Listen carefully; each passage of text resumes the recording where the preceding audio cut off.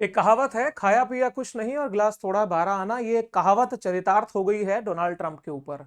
असल में कर दिया है सेल्फ गोल। H1B वीजा को लेकर के जो पॉलिसी लेकर के आए हैं और हिंदुस्तान को रोकने की कोशिश है। 70% जो H1B वीजा के यूजर है वो तो हिंदुस्तानी लोग हैं। असल के अंदर ये घाटा हिंदुस्तान का नहीं है, हिंदुस्तान रुकेगा नहीं। असल में हिंदुस्तान तो बढ़ेगा और मजबूत होगा। कैसे होगा और ये कैसे सेल्फ गोल हुआ है, सारी बात की व्याख्या बहुत डिटेल में करेंगे। एक बात पहले समझ लीजिए कि किसी भी इशू के ऊपर बहुत पहले या बहुत जल्दी बोलने से अच्छा है कि उसकी बहुत डिटेल में रिसर्च करके चीजों को आपके सामने रखा जाए, जिससे कि समय की वास्तविक उपयोगिता हो सके। अभी जो आप चर्चा सुनने वाले हैं वो आपको एक डिफरेंट इंसाइट देगा और आपका टाइम जो है वो बेहतर यूटिलाइज होगा, विश्वास करिएगा। तो साथियों नमस्कार, मेरा नाम है नीरज पारिक। आप देख रहे हैं Neeraj Pareek official YouTube channel. First time हमारे साथ में है तो truth insight and impactful content के लिए अभी सब्सक्राइब करें इस तेजी से बढ़ते हुए जियो पॉलिटिक्स लवर परिवार का। चलिए सर शुरुआत करें। अब डोनाल्ड ट्रंप साहब की आदत हो चुकी है कुछ नया जब तक ये ना दे, जियो पॉलिटिक्स में तड़का ना लगाए तो फिर मजे वाली बात ही नहीं है। अब इन्होंने क्या घोषणा की, आपने खबर तो सुनी होगी कि ये H1B वीजा को लेकर के नए रूल लेकर के आ गए और इन्होंने कहा कि भाई अब सालाना जो है वो आपको एक बहुत बड़ी जो फीस देनी पड़ेगी, यानी 100K USD। 100K का मतलब हो गया $1,00,000 सालाना आपको देना पड़ेगा। अगर आप इंडियन करेंसी में कन्वर्ट करें तो मोटा मोटी समझिए 86-87 लाख रुपए साल के आपको देने होंगे यदि वहां पे आपको काम करना है तो। अब बात ये समझिए कि ये चक्रव्यूह बना कैसे, और यही चक्रव्यूह है जिसके अंदर डोनाल्ड ट्रंप खुद फंस गए। एक एक क्रम वाइज शुरू करते हैं सारी घटना को। आप देखिए कि जब ये घटना ये सॉरी इवेंट ये लेकर के आते हैं और ये न्यूज पब्लिश होती है कि साहब ऐसी घोषणा कर दी गई है, हिंदुस्तान की राजनीति में भूचाल मचा। विपक्ष ने भी आरोप लगाया कि भाई सरकार जो है वो कमजोर स्थिति में है और वो निर्णय नहीं कर पा रही, वरना अमेरिका की इतनी हिम्मत नहीं होती कि वो इस काम को कर देता। अब बात तो इसको सही और गलत के आंकड़े में हम कैसे देखें, लेकिन इतना जरूर कह सकते हैं कि जो एक्शन अमेरिका की तरफ से लिया गया है इसका फायदा हिंदुस्तान को होने वाला है। क्यों होने वाला है वो हम यहां समझेंगे। मेरे साथियों पहले हम बात करेंगे H1B वीजा की, बिकॉज जब तक हम उस कॉन्सेप्ट को नहीं पकड़ लेंगे तब तक हमारे पल्ले पड़ने वाली चीजें नहीं होंगी। क्योंकि आसान भाषा में पहले समझते हैं H1B वीजा क्यों यूज होता है और उसका उपयोगिता क्या है। सबसे पहले आप ध्यान से समझिए कि एक नॉन इमिग्रेंट वर्क वीजा होता है। नॉन इमिग्रेंट वर्क वीजा का मतलब है कि जो व्यक्ति इस वीजा को लेकर अमेरिका पहुंचता है, वीजा का मतलब परमिशन जो कि किसी दूसरे देश में जाने के लिए डिप्लोमेटिकली दी जाती है। अब यहां क्या हो रहा है कि ये नॉन इमिग्रेंट वीजा का मतलब हो गया कि इस वीजा को लेने वाला व्यक्ति जो अमेरिका में जाके काम करेगा वो वहां का प्रवासी नहीं कहलाएगा, मतलब उसको वहां का नागरिक नहीं माना जाएगा।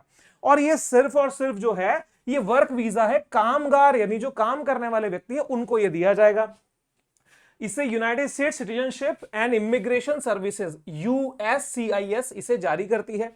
यहां पे आपको ध्यान रखना होगा सर कि जो अमेरिकी कंपनी है उनको चाहिए होता है स्किल्ड लेबर, मतलब ऐसे लोग चाहिए जो बहुत ही ज्यादा स्किल्ड हैं, कौशल से भरे पूरे हैं। और दूसरा टारगेट है कि सस्ते हैं। यहां पे दोनों पक्ष में नोटिस करिएगा सर, सस्ता लेबर भी चाहिए और अच्छा लेबर भी चाहिए, दोनों क्वालिटी साथ चाहिए। तो उनका मुख घूमता है हिंदुस्तान की तरफ। कारण सर कि जब बात स्टेम फील्ड की आती है, बेसिकली ये जो वीजा है H1B वीजा, ये दिया ही जाता है स्टेम फील्ड्स को लेके। स्टेम जब हम बात करेंगे तो science, technology, engineering and mathematics, और इस फील्ड के अंदर हिंदुस्तान को बहुत ज्यादा वैल्यू पूरी दुनिया में दी जाती है, बिकॉज इस सेक्टर में हम बहुत बहुत बहुत आगे हैं। इसका मुकाबला कोई कर ही नहीं सकता। अब मेरे दोस्तों साधारण शब्दों में H1B वीजा का मतलब है कि कोई अमेरिकी कंपनी किसी विदेशी जैसे भारत से इंजीनियर को हायर करके उसे अमेरिका में कानूनी रूप से काम करने का अधिकार दे देती है। तो यहां पे एक चीज बड़ी स्पष्ट ये हो रही है कि ये जो काम हो रहा है ये अमेरिकी कंपनियां कर रही हैं, भारत के लोगों को बुला रही हैं। भारतीय जाके कोई कहे कि मुझे H1B वीजा दे दो तो उसका काम नहीं होगा, वहां से कंपनी कॉल रहेगा कि भैया हमें इतने लोगों के लिए H1B वीजा चाहिए, और फिर वो अलॉट करती है, लॉटरी सिस्टम से अलॉट जो है वो हो जाता है। अब यहां पे आप देखो कि असल के अंदर क्या था सर, ये 3 साल के लिए दिया जाता है, 3 साल के लिए, फिर इसको एक्सटेंशन उसको मिल जाया करता है। तो टोटल कितना हो गया सर, 6 साल। ठीक है, अगर मान लीजिए ग्रीन कार्ड प्रोसेस में आ जाए, यानी वहां की नागरिकता के लिए व्यक्ति को अप्लाई कर दे और वो प्रोसेस में आ जाए वो चीजें, तब फिर उसके फर्दर एक्सटेंशन उसको मिल जाता है। वरना मैक्सिमम लिमिट इसकी 6 साल होती है, 3 साल शुरुआती और 3 साल एक्सटेंशन के बाद, तो कुल मिलाकर के 6 साल। अब यहां क्या होता है, बहुत बार ऐसा होता है कि अधिकतर लोग ग्रीन कार्ड के प्रोसेस में आ जाते हैं और वहां की नागरिकता ले लेते हैं। अब ये डिबेट शुरू हो गई कि साहब ये अमेरिका के अंदर जो लोग आ रहे हैं ये अमेरिकियों की नौकरी खा रहे हैं। यानी जैसे हम हिंदुस्तान में बात करें कि भाई हिंदुस्तान किसका, हिंदुस्तानियों का, चीन किसका, चाइनीज का, तो इन लोगों को एक भ्रम पैदा हो गया कि अमेरिका किसका, अमेरिकन का। अमेरिका एक राष्ट्र जो कि सिर्फ अमेरिकियों के लिए है, तो इसकी भी पोल जो है ना वो कुछ देर में खुलने वाली है। पहले इस टेक्निकल पॉइंट को आप समझ लें सर। अब यहां पे जो सबसे इंपॉर्टेंट पॉइंट है वो है ये एम्प्लॉयर ड्रिवन होता है। टोटल संख्या समझ लीजिए 65,000 सालाना निकलते हैं और 20,000 एक्स्ट्रा वीजा होते हैं जो कि पढ़ाई में जो पीजी या उससे हायर कैटेगरी की स्टडीज करते हैं उनके लिए रिजर्व होते हैं। तो 65,000 प्लस 20,000 टोटल 85,000 का पूल होता है जो लॉटरी सिस्टम से अलॉट किया जाता है। अब यहां पे सबसे बड़ी बात है कि H1B वीजा अगर इंडिविजुअल को चाहिए तो खुद अप्लाई वो नहीं कर सकता, बल्कि यूएस एम्प्लॉयर उसको स्पॉन्सर करता है। और एम्प्लॉयर को एक कंडीशन है कि उसको यह साबित करना होता है कि जिस काम के लिए वे फॉरेनर को बुला रहे हैं उसके लिए लोकल वर्कर उपलब्ध नहीं है। मतलब ये कि ऑलरेडी प्रोविजन ये रहा है उसमें कि भाई अगर लोकल आपके पास एम्प्लॉई नहीं है, मिल नहीं रहा, तब आप बाहर से बुला रहे हो, ये प्रूव करो। तो इतने साल से यदि प्रूव हो रहा था तो इसका मतलब वहां पे स्किल्ड लेबर नहीं है, स्वाभाविक बात है। और जब ये लोग भी जाना बंद हो जाएंगे तब फिर अमेरिका में क्या होगा, सोचने वाली बात है। अब सर आगे थोड़ा समझिए, पुराने वाले पैटर्न में और अब वाले पैटर्न में डिफरेंस क्या आया। पहले वाले पैटर्न को आप देखें तो बेसिक फाइलिंग फी जो थी वो 460 यूएसडी हुआ करती थी। ACWI ट्रेनिंग फी $750। यदि कंपनी 25 एम्प्लॉय से कम की है तो $750 देगी ट्रेनिंग के लिए, और 25 एम्प्लॉय से ज्यादा की है तो उसकी $1,500 की उसकी फीस है। उसके बाद में fraud prevention and detention fees $500 की हो गई। पब्लिक लॉ सर्टेन कंपनियों पर है, अगर कंपनी के 50% ज्यादा एम्प्लॉय H1B वीजा पे काम कर रहे हैं तब उसको पब्लिक लॉ फी देनी होती है $4,000 की, वरना ये नहीं दी जाती।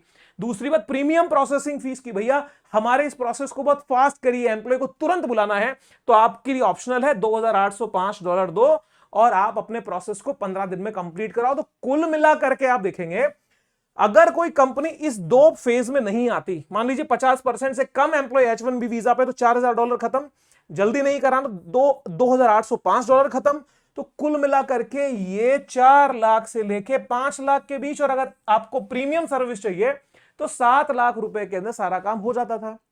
अब यहां पे बात जानने वाली है कि 7 लाख रुपए में जो काम हुआ, अब इसी काम के जब 80 लाख, 85 लाख या 90 लाख तक की रकम लगेगी तो यूएस एम्प्लॉयर जो वहां पे कंपनियां हैं बड़ी, वो पेमेंट क्यों देंगी? क्योंकि ये खर्चा किसके सर आ रहा है? ये खर्चा जो है वो उस व्यक्ति के पर माथे नहीं है कि जो अमेरिका पहुंच रहा है, बल्कि ये उसके सर मढ़ा जाएगा जो कि उसको बुला रहा है। अब कंपनी के लिए सोचो कि यार आधी सैलरी पे भी मान लीजिए हम बुला रहे हैं, अमेरिकन को जो सैलरी देनी है उसकी आधी सैलरी पे इंडियन अगर आ रहा है तो ठीक है, दूसरा इतनी बड़ी उसको हम रकम गवर्नमेंट को दे रहे हैं तो फिर इतना लफड़ा वो क्यों करेंगे? उससे ज्यादा कॉस्टली तो इंडियन पड़ रहा है, तो फिर वो लोकल एम्प्लॉय को वो हायर कर लेंगे, ऐसा उनकी सोच है।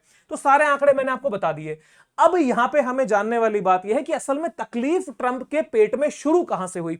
कारण यह है कि सारी कहानी की जड़ में जिस दिन निकलेंगे ना, यदि इनको अगर मान लीजिए वो एक होता है ना टेस्ट होते हैं जिसके अंदर पॉलीग्राफी टेस्ट और ये सब होते हैं, तो व्यक्ति सच उगलता है। मेरा दिल का विश्वास यह है कि जिस दिन पॉलीग्राफी टेस्ट अगर ट्रंप पे होता है तो ट्रंप अपने मुंह से कहेंगे कि इंडिया से दुश्मनी इसलिए है क्योंकि इन्होंने इंडिया पाकिस्तान के उस ऑपरेशन सिंदूर में उस सीज फायर का क्रेडिट मुझे नहीं दिया। इंडिया ये नहीं कहता कि I am the president of peace, India ये नहीं कहता कि we nominate Trump to the Nobel peace prize because he is the great leader. बस सर यही समस्या है। अब यहां पे जब आंकड़े देखे जाएं तो अमेरिका में 100 यदि H1B वीजा दिए जा रहे हैं, उनमें से 73 तो हिंदुस्तानी है।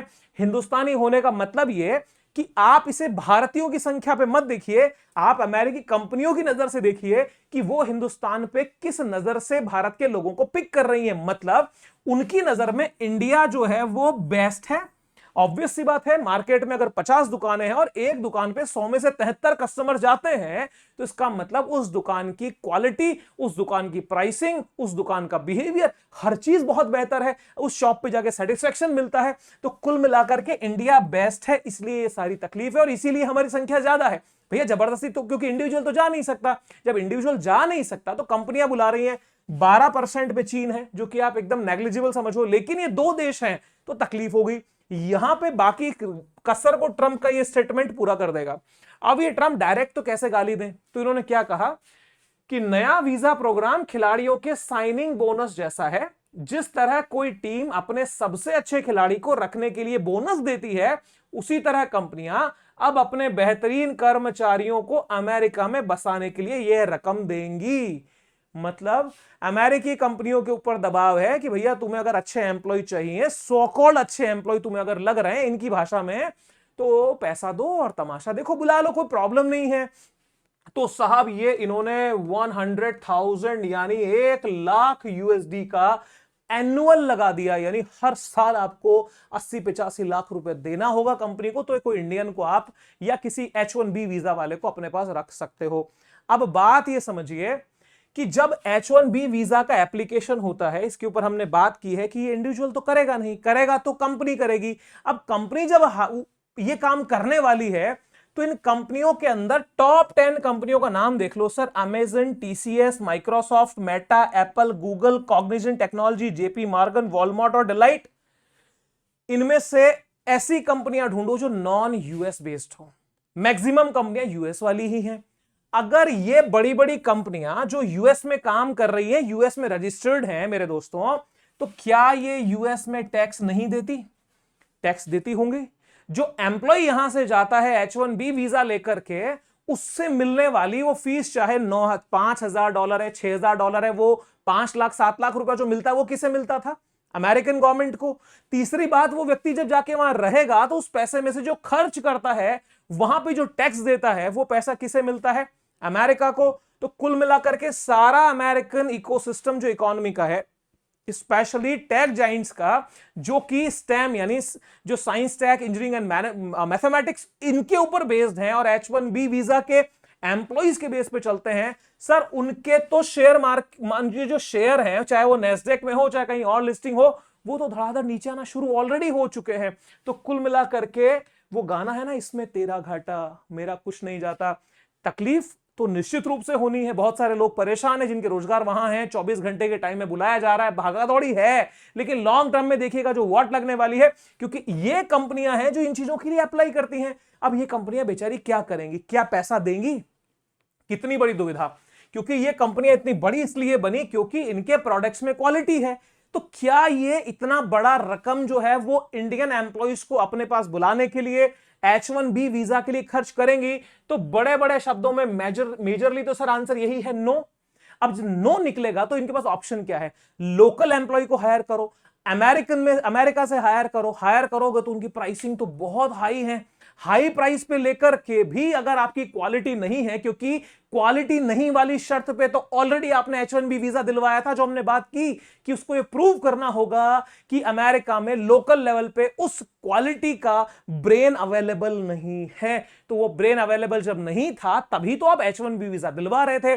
अब ऐसा क्या हो जाएगा, तो असल में संकट में पड़ेंगे ये, तो फिर ये क्या करेंगे आगे, इसके ऊपर अब बात करेंगे।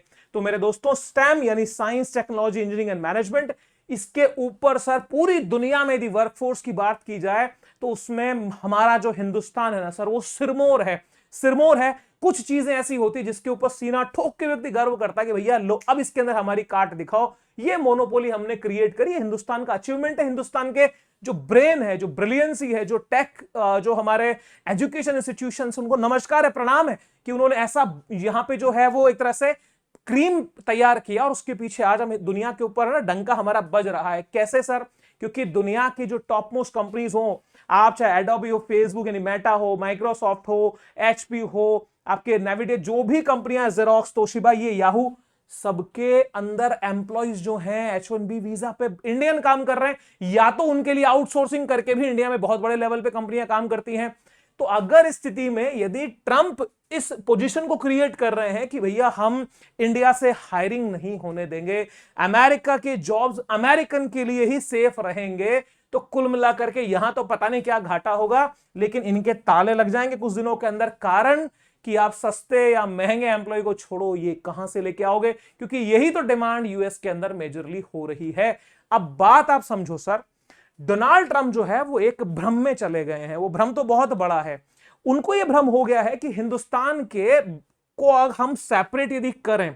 एक और बात बताएं, इस ऑर्डर को लेकर के भी 2 बार पलट चुके हैं। अब ये कितने दिन के लिए ऑर्डर होगा ये बात जाने दीजिए। और एक बात मैं और बताता हूं, इस बात को हम फ्यूचर में कभी इसी शॉर्ट को कट करके मैं अपलोड करूंगा, याद रखिएगा। जो ये वीजा पॉलिसीज चेंज हो रही है, ये लेटर ऑन आने वाले टाइम में यू विल फाइंड इट कि इंडिया के फेवर में सारी चीजें जा चुकी है, और इंडियन के लिए जितना आसान यूएसए में काम करना होगा उतना किसी देश के लिए होने वाला नहीं है। क्यों कह रहा हूं, ये बात आगे धीरे धीरे प्रूव हो जाएगी, बट इस बात को, इस स्टेटमेंट को बिल्कुल नोट डाउन करके आप समझिएगा। तो यहां पे बिना हिंदुस्तान के इस टेक्निकल सपोर्ट के, इस ब्रेन सपोर्ट के, क्या ये अपने टेक सेक्टर को चला पाएंगे? और बिना टेक के, बिना आईटी के, बिना एआई के कौन सा सेक्टर, कौन सी इकोनॉमी इनकी बूस्ट ले लेगी? सोचने वाली बात है। अब यहां पे एक भ्रम को और दूर किया जाए। पढ़िए सर, लिखा है नेशन ऑफ इमिग्रेंट्स। अमेरिका को जब ये शुरू में हमने कहा, ये कहते हैं ना कि अमेरिका फॉर अमेरिकन, यहां के जॉब सिर्फ अमेरिकन के लिए होंगे, तो आपने अमेरिका को क्या माना? अमेरिका को आप एक राष्ट्र कहते हो। सबसे पहला तो America is not a nation, America is a country. Nation word जो होता है वो राष्ट्र को संबोधित होता है, और राष्ट्र का संबंध संस्कृति से है, संस्कृति का संबंध यूनानिमसी, एक रूपता से है। और आप कौन सी एक रूपता की बात अमेरिका में करते हो, लेकिन फिर भी आप अपने आप को नेशन कहते हो, तो सच बात यह है कि आप एक प्रवासियों के राष्ट्र हो, प्रवासियों से आप बने हो। आपके इंडिपेंडेंट, आपकी सत्ता क्या रही है? आज हम हिंदुस्तान को एक हम संस्कृति के रूप में देख सकते हैं, आप इजिप्ट को एक संस्कृति के रूप में देख सकते हो, आप चाइना को एक संस्कृति के रूप में देख सकते हो। आप किस हक से अमेरिका के लिए कह सकते हैं कि ये एक अमेरिकन के लिए? तो जो बाइडेन, जो कि आपके 45वें राष्ट्रपति रहे हैं यूएस के, वो माफ कीजिएगा 46वें, 46 प्रेसिडेंट रहे हैं, वो 46 प्रेसिडेंट क्या कह रहे हैं? America is, always has been and always will be a nation of immigrant. President Joe Biden, मतलब अमेरिका शुरू से था, है और आने वाले टाइम में राष्ट्र तो रहेगा किसका? इमिग्रेंट्स का, प्रवासियों का, जो बाहर से लोग आके बसे, उनका ये देश है। अच्छा जी, दूसरे राष्ट्रपति देखो, जॉन एफ कैनेडी, ये अमेरिका के 35th प्रेसिडेंट थे, 35वें राष्ट्रपति। उनकी तो किताब है नेशन ऑफ इमिग्रेंट्स। तो नेशन ऑफ इमिग्रेंट्स के बारे में आंकड़े जो बताते हैं वो ट्रंप को क्यों नहीं दिखते? अमेरिका के यदि टॉप 25 नेशनलिटीज को आप देखें, तो जिनसे सबसे ज्यादा चिड़े बैठे हैं मैक्सिको से बड़ी फाइट करते हैं ना, मैक्सिको में वॉल बना देंगे, तारबंदी कर देंगे, फेंसिंग कर देंगे, नहीं आने देंगे। 10.7 मिलियन टोटल पॉपुलेशन में तो मैक्सिकन है, 10.7 मिलियन। सेकंड नंबर पे इंडियन 2.8 मिलियन, थर्ड नंबर पे China 2.2 million, Philippines 2 million, El Salvador 1.4 million, Vietnam 1.3 million, Cuba, Dominic Republic, Guatemala, South Korea, Colombia. Sir, कहां से नागरिक जो है वो अमेरिका में नहीं रहते? तो आंकड़े बताते हैं कि ये देश प्रवासियों का देश है, तो इस भ्रम में ना रहें। अब आप इन सज्जन से परिचित होंगे, एलन मस्क इनका नाम है। इस घटना को बड़ा गंभीरता से देखें। कुछ दिनों पहले ये जब ट्रंप के साथ में आए थे और चुनाव प्रचार में बातें करते थे, क्योंकि ये सारी की सारी कहानी ट्रंप के द्वारा इसलिए गढ़ी जा रही है क्योंकि वो अपने लोकल पॉलिटिक्स को अपने फेवर में करना इसलिए चाहते हैं, क्योंकि ये जब चुनाव में आए थे तो ये महोदय भी उनके साथ थे। अब भले ही पार्टी अपनी अलग बना के विरोध करते होंगे, इन्होंने नारे लगाए थे कि अमेरिका फॉर अमेरिकन, भारत अब जो है, या बाहर के देश जो यहां पे नौकरियां कर रहे हैं उन सबको हम बाहर भेज देंगे। तो ये जो महाशय खुद विरोध किया करते थे, ये खुद जिस देश, जिस नेशनलिटी से, यानी जहां से ये आते हैं, इनके जो रूट हैं वो खुद साउथ अफ्रीका में है, और ये अमेरिका के राष्ट्रवाद की बातें करते हैं। मतलब कितना दोगलापन का सर चरम है वो देखिए। लेकिन जैसे ही ये इशू आया कि 100,000 यूएसडी का इनके ऊपर ये लगा दिया गया, चार्जेस होंगे H1B वीजा को लेकर के, तो सर इनको टेस्ला चलानी है, इनको स्पेसएक्स चलाना है, इनको स्टर्लिंग चलाना है। कितनी बड़ी कंपनियां हैं, और वहां पे कहां से चाइना और इंडिया का जो मेजर ब्रेन वहां काम करता है। तब इन साहब ने तो ये तो कह दिया आंदोलन करेंगे, कोर्ट चले जाएंगे, लेकिन पहले ये भी नारे लगाते थे कि अमेरिका फॉर अमेरिकन, जबकि खुद कहां से बिलोंग करते हैं, नेशनलिटी इनकी रूट है साउथ अफ्रीका। तो दोगलेपन का तो सर इंतहा है। लेकिन जब ये बात अपने नेशनलिटी की करते हैं तो फिर इनको क्यों भूल जाते हैं? ये रियल रेड इंडियन से और अमेरिका के नेटिव से, जो मूल निवासी वहां के हैं, जब कोलंबस महोदय पहुंच गए थे हिंदुस्तान की खोज में, धरती को गोल मान के कि इस तरफ से चलेंगे अटलांटिक होते हुए और हिंदुस्तान पहुंच जाएंगे, उनको पता ही नहीं था कि बीच में एक धरती और है जिसे न्यू वर्ल्ड या नई दुनिया को का नाम दिया गया बाद में। और इन लोगों को देख करके इंडियन कहा और ये लाल रंग से ये रेड इंडियन कहलाए, इनके खुद के तो हालत खराब कर रखी है सर।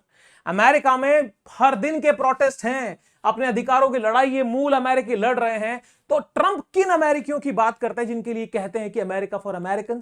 सोचने वाली बात है। तो ये कंट्री जो बनी है ना सर, ये प्रवासियों से बना हुआ एक देश है। इसकी अपनी कोई देखा जाए कि भैया एक शुरू से चली आ रही एक परंपराओं से बने हैं सर, ऐसा कुछ यहां नहीं है। हर दिन का विकास, हर दिन के बदलाव, और न जाने कितने ही लाशों को यहां दफन किया गया। रेड इंडियंस की कभी दास्तान की भी चर्चा कभी यहां मैं करूंगा, विश्वास कीजिए आके रोंगटे खड़े हो जाएंगे।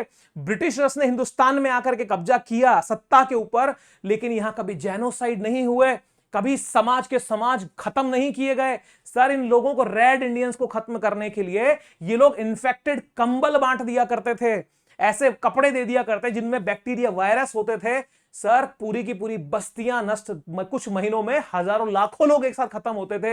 ये बीमारियां फैलाने वाले लोग, और आज बात करते हैं हमने अमेरिका को ग्रेट बना दिया। कितनी लाशों के ऊपर इनके महल खड़े हैं, इनको ये होश नहीं है। अब साहब जब ये बात आती है कि साहब हम अब तीखी नैन नक्श से हिंदुस्तान को देखेंगे, अब हिंदुस्तान को आप क्या देखोगे ट्रंप? हिंदुस्तान का तो कुछ नहीं बिगाड़ पाओगे। आपने पहले नारे लगा लिए कि इंडिया जो क्रूड ऑयल खरीदता है 25% एडिशनल टैरिफ लगा के आपने 50% कर दिया, कोई बात नहीं। फिर आपने चाबहार को कंट्रोल करने की कोशिश की, चाबहार पोर्ट के ऊपर जो सैंक्शंस पे वेवर था वो आपने रिवोक कर लिया, कोई बात नहीं। वो आपको जबकि पता था कि 2024 में इंडिया ने ईरान के साथ में एक डील की है कि 10 साल तक हम इसे मैनेज करेंगे, आपने उसकी भी परवाह नहीं करी, कोई बात नहीं। उसके बाद में आप अब बगराम एयरबेस को लेकर के चीख चिल्ला रहे हो, वो हिंदुस्तान और चीन के एकदम नजदीक आप आना चाहते हो, यहां के माहौल को खराब करना चाहते हो। इससे रिलेटेड वीडियो नहीं देखा ना बगराम एयरबेस से रिलेटेड, ये वीडियो देखिएगा, मैं आई बटन में आपको दे रहा हूं, प्लीज देखिएगा वीडियो कंप्लीट होने के बाद में जाकर के। तो ये सारी चीजें इंडिया को और चाइना को, मेजरली तो हम इंडिया के कॉन्टेक्स्ट में बात करें कि कैसे ये कंट्रोल करना चाह रहे हैं। लेकिन सर जब इसका क्या करोगे, जब आप अपनी कंपनियों के टॉप सीईओस को देखो, कौन है? इंडियंस। आप अपने साइंटिस्ट को तलाशो, कौन है? इंडियंस। आप अपने टॉप एकेडमिशियन को देखो, कौन है? इंडियंस। और अगर कुछ दिन के हिसाब से हम और कैलकुलेशन लगाएं तो आने वाले टाइम के टॉप पॉलिटिशियंस भी कौन होंगे? इंडियंस। और होंगे, इसमें कोई शक वाली बात नहीं है। ये H1B वीजा इस ब्रेन को तो सर आगे बढ़ने से रोक नहीं पाएगा, लेकिन अमेरिका की इकोनॉमी को कॉलेप्स जरूर करेगा। कैसे? चर्चा करते हैं। अब यहां पर संभावित घाटे, जो एक लॉसेस क्या हो सकते हैं और कैसे इनका मुंह खुला का खुला रहेगा सर, 5 बातें मैं आपसे करता हूं, शॉर्ट एंड स्वीट, फटाफट आगे बढ़ते हैं। सबसे पहले सर, टैलेंट में कमी आना तय है। आप देखिए 4 लाख से 4.5 लाख H1B वीजा के वर्कर वहां रह रहे हैं, और वो जो वर्कर है उनकी कंडीशन ये है कि यदि आपको, इस बात को बार बार मैं रिकॉल करा रहा हूं, कि यदि आपको ये प्रूव करना पड़ेगा कि भाई आपको जो है वो लोकल में कोई अच्छा ब्रेन नहीं मिला, अच्छा एम्प्लॉय नहीं मिला, स्किल नहीं मिला, इसलिए आपने बाहर से बुलाया, तो 4-4.5 लाख के आसपास की जनता यदि ये बाहर जाती है, भले ही बाहर आज की डेट में नहीं, ये कहा गया कि साहब जो नए एप्लीकेशन होंगे उन पे लगेगा, लेकिन 6 साल के ऊपर तो कोई कन्वर्जन नहीं है, 6 साल के बाद में कोई रिन्यूअल नहीं है। तो 6 साल के भीतर जिसका 6ठा साल होगा इस समय, जिसका 5th ईयर होगा इस समय, जिसका 4th ईयर होगा इस समय, तो हर साल दर साल तो ये ब्रेन बाहर ही आएगा, रुकेगा थोड़ी। तो कंपैरेटिवली क्या होगा, घाटा इनको यहां पे होना तय है कि टैलेंट जो है वो रिड्यूस होगा, डाउन होगा। अब यहां पे लेबर शॉर्टेज होगी, और उसके बाद के अंदर ये लोग दूर दूर तक इनको कोई नजर नहीं आएगा, फिर तलाशेंगे भी कोई स्किल लेबर हमारे देश में आ जाए। दूसरा सर घाटा होगा इनोवेशन और कॉम्पिटिटिवनेस का, कि सर जब ब्रेन ही नहीं है, जब टैलेंट जो स्किल है वही आपके ड्रेन आउट हो जाएगा, तो आप इनोवेशन कहां से करोगे? इनोवेशन कौन करेगा? मेरा साथी करेगा क्या, जो पॉलिटिकल साइंस या ज्योग्राफी की बातें करता है वो करेगा, जो स्टेम वाला करेगा बंदा। इनोवेशन नहीं होगा तो आरएनडी नहीं, आरएनडी नहीं तो स्टार्टअप नहीं। अब स्टार्टअप ही नहीं होंगे तो सर इकोनॉमी का बूस्ट कौन लाएगा? और अल्टीमेटली चाइना और अदर देशों की तुलना में यूएस की कॉम्पिटिटिवनेस गिर जाएगी, इसमें भी कोई शक नहीं है। तीसरी बड़ी समस्या देखो, 5वीं है सबसे जबरदस्त, higher labour cost for US companies. ये तो कंफर्म बात है सर। भारत के यदि किसी व्यक्ति को ये $100 देते हैं तो अमेरिकन को मिनिमम $200, आप मान के चलो 50% तो सीधा सीधा कम कॉस्ट के ऊपर भारत जाकर के भारत का एम्प्लॉय वहां काम करता है और उनसे बेहतर परफॉर्मेंस करता है। तो जब इनकी कॉस्ट बढ़ेगी तो अल्टीमेटली असर किस पे आएगा? असर आएगा उनके प्रोडक्शन पे, असर आएगा उसकी कॉस्ट पे, और फाइनल भुगतान कौन करेगा? वहां की जनता करेगी। तो वहां पे क्या महंगाई नहीं बढ़ेगी? क्या उसकी इकोनॉमी को घाटा नहीं होगा? और फिर वही बात, भले ही महंगा लेबर आपको मिल जाएगा अमेरिका में, लेकिन जो 4-4.5 H1B वीजा पे हैं वो तो इस बात को भी तो गारंटी अश्योर कर रहे हैं पहले से ही कि भैया हम तुम्हारे लोकल लेबर से बेहतर हैं। तो वहां पे जब हल्के, एक जो हम कहते हैं कि इंफीरियर लेवल जब आएगा, एक जो हल्के लेवल पे जब जाएगा, तो सर वो ब्रेन यहां क्या इनको रिजल्ट का आउटपुट देगा? सोचने वाली बात तो ये भी है। चौथा point sir, brain drain sir उल्टा हो जाएगा, यानी रिवर्स, एक तरह से इंडिया के लिए ब्रेन गेन का काम होगा कि जब बाहर निकलेंगे तो सर दुनिया के देश वापस अपने देश में जाएंगे, जो बाकी लोग हैं स्पेशली हिंदुस्तान की तरफ ये लौट करके आएंगे।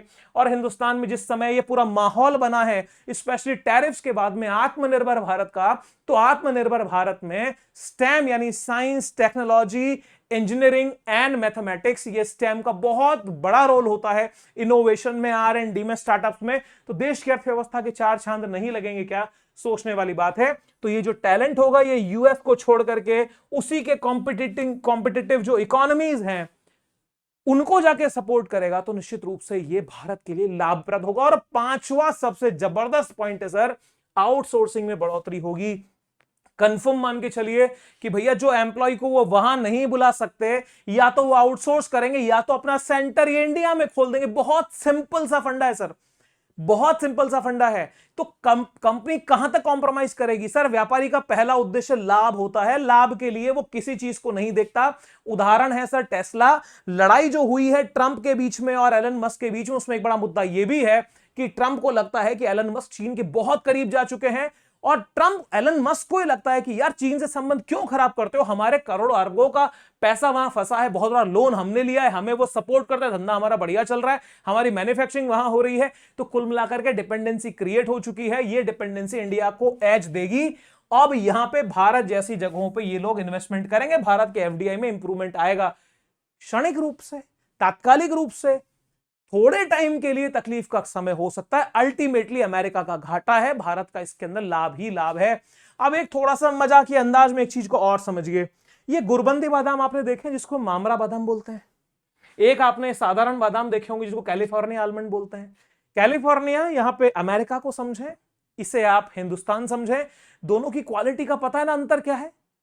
तो जब हम बचपन से सुनते हैं भैया दिमाग चलाने के लिए क्या करना पड़ेगा, बोलो जी बादाम खाओ। अब बादाम की क्वालिटी इंफीरियर है तो दिमाग कहां से चलेगा? एक सिर्फ मजाक की बात है। और ये बादाम की क्वालिटी सर टॉप की है, तो इंडिया का ब्रेन को कंपीट करना यूएस के ब्रेन की बस की बात नहीं है। उनको तो घाटे के अलावा इससे कुछ मिलना नहीं, और बहुत जल्दी चेंजेस आ जाएंगे, कंफर्म आपके सामने होंगे। अब यहां पे जो मैंने शुरू में बोला कि जो सारा ड्रामा हो रहा है ये अपनी लोकल पॉलिटिक्स को भी सेव करने के लिए कर रहे हैं, क्योंकि यहां पे रिफ्यूट ये लोग हुए हैं। अभी तो एलन मस्क भी विरोध में है, हर जगह जगह सर आप सोच सकते हैं कई मिलियंस में लोग रोड पे आए ट्रंप के विरोध में। फिर वो चाहे यूक्रेन इशू को लेके हो, चाहे फिर वो पैलेस्टाइन इशू को लेके हो, चाहे तो फिर वो अभी इमिग्रेंट्स को इशू को लेके हो, या तो फिर वो अभी इन्होंने जो नेशनल गार्ड्स को अपने ही लोगों के ऊपर लाठी चलाने को भेज दिया भाई। तो ऐसे व्यक्ति को अब क्या कहिए? तो कुल मिलाकर के ये अपने उस वोटर को समझाना चाह रहे हैं कि हमने जो वादा किया था, जिसके पीछे वोट लिए थे, और वोट भी क्या लिए थे भाई, बहुत मार्जिन से जीते हैं ये दोनों बार, बहुत मार्जिन से। पॉपुलर वोट का कितना परसेंटेज था आपके पास में? लिमिटेड। तो कुल मिलाकर के पॉपुलैरिटी तो इनकी घटी है, लेकिन इनको अच्छे से पता है कि ये तिबारा तो हम जीत नहीं सकते, लड़ नहीं सकते, कानूनी नहीं है। फिर जो कर रहे हैं वो कर रहे हैं, लेकिन लोकल पॉलिटिक्स के तुष्टीकरण का यह काम जो है वो किया जा रहा है।